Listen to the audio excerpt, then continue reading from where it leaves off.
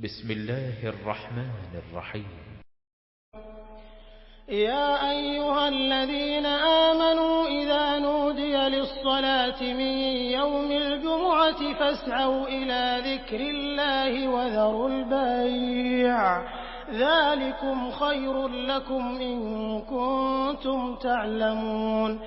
Wahai orang-orang yang beriman, apabila diserukan untuk sholat pada hari Jumat, maka bersegeralah mengingat Allah dan tinggalkanlah jual beli. Yang demikian itu lebih baik bagimu jika kamu mengetahui. Al-Quran Surat 62 ayat 9. Makna dan sejarah azan. Kata azan berarti pengumuman, atau lebih khususnya, panggilan untuk sholat dan waktunya. Sebelum hijrah ke Madinah, kaum muslim di Makkah tidak dapat melaksanakan sholat dengan bebas karena penindasan dari kaum Quraisy. Ketika kaum muslim tiba di Madinah, mereka awalnya hanya menetapkan waktu tertentu untuk berkumpul dan melaksanakan sholat. Namun, cara ini dianggap kurang efektif. Nabi Muhammad kemudian mengadakan musyawarah bersama para sahabat.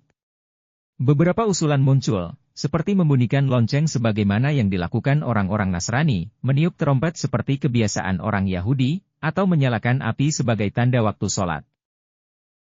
Lalu, Umar bin Khattab mengusulkan agar seseorang ditunjuk untuk menyerukan panggilan sholat. Nabi Muhammad pun menerima usulan ini dan memerintahkan Bilal bin Robah untuk menyerukan panggilan sholat dengan lafal azan seperti yang kita kenal sekarang. Asal-usul azan dalam mimpi para sahabat. Menurut beberapa riwayat, beberapa hari sebelum musyawarah tersebut, Umar bin Khattab bermimpi melihat seseorang menyerukan azan.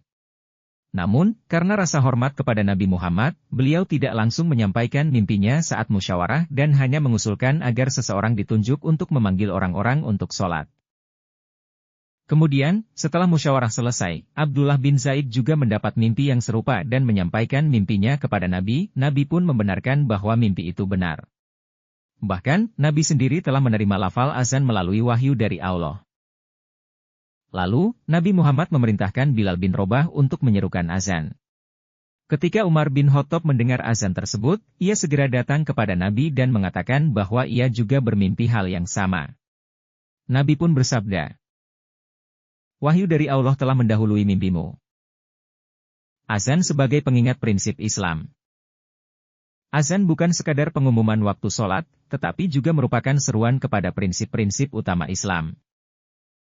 Azan diulang 5 kali sehari, yang berisi seruan tentang 1. Tauhid, Allah Maha Besar, Allahu Akbar, dan syahadat.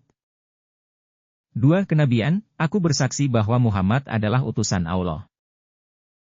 3. Kesuksesan sejati, setelah seruan, hayya, ala sholah, mari menuju sholat, langsung diikuti dengan, hayya, alal falah, mari menuju kemenangan. Hal ini menunjukkan bahwa sholat adalah jalan menuju keberhasilan sejati dalam hidup. Tidak seperti agama lain yang hanya membunyikan lonceng atau meniup terompet, Islam menggantinya dengan seruan yang memiliki makna mendalam tentang prinsip tauhid dan keberhasilan melalui ibadah. Adab dalam menyikapi azan. 1. Dianjurkan untuk mengulangi azan. Nabi Muhammad bersabda, "Jika kalian mendengar azan, ucapkanlah seperti yang dikatakan oleh muazin." Nabi sendiri biasa mengulang setiap kalimat azan setelah muazin mengucapkannya. 2. Ketika mendengar, hayya, ala salah, mari menuju sholat, Nabi membaca, La haula wala quwata illa billah, tiada daya dan kekuatan kecuali dengan pertolongan Allah. Ini menunjukkan bahwa kemampuan seseorang untuk melaksanakan sholat hanya terjadi dengan pertolongan Allah. 3. Doa setelah azan menurut hadis riwayat Imam Bukhari, nomor 614, sebagai berikut. Ya Allah, Tuhan yang memiliki panggilan ini, yang sempurna dan memiliki sholat yang didirikan. Berilah Nabi Muhammad wasilah dan keutamaan, serta kemuliaan dan derajat yang tinggi, dan angkatlah dia ke tempat yang terpuji sebagaimana yang Engkau telah janjikan. 4. Larangan meninggalkan masjid setelah azan. Nabi suci bersabda, apabila kamu berada di masjid dan mendengar azan, maka janganlah keluar sampai kamu melaksanakan sholat. Hadis riwayat Imam Ahmad. Khusus untuk azan subuh. Dalam azan sholat subuh, setelah seruan, hayya, Al-Falah, ditambahkan kalimat As-sholatu khairum minan naum, sholat lebih baik daripada tidur. Hal ini terjadi ketika suatu kali Bilal bin Robah datang untuk mengumandangkan azan subuh, tetapi mendapati Nabi Muhammad masih tertidur. Kemudian Bilal mengucapkan kalimat ini, dan Nabi Suci menyetujuinya, sehingga kalimat tersebut menjadi bagian tetap dari azan subuh. Azan sebagai tanda keberadaan kaum muslimin. Dalam Islam, azan juga berfungsi sebagai tanda bahwa ada komunitas muslim di suatu wilayah. Dalam sejarah peperangan Islam, jika pasukan muslim mendekati suatu kota atau desa dan mendengar suara azan dari tempat tersebut, mereka tidak akan menyerang, karena itu berarti ada penduduk muslim di sana. Hadis riwayat Imam Bukhari, nomor 610.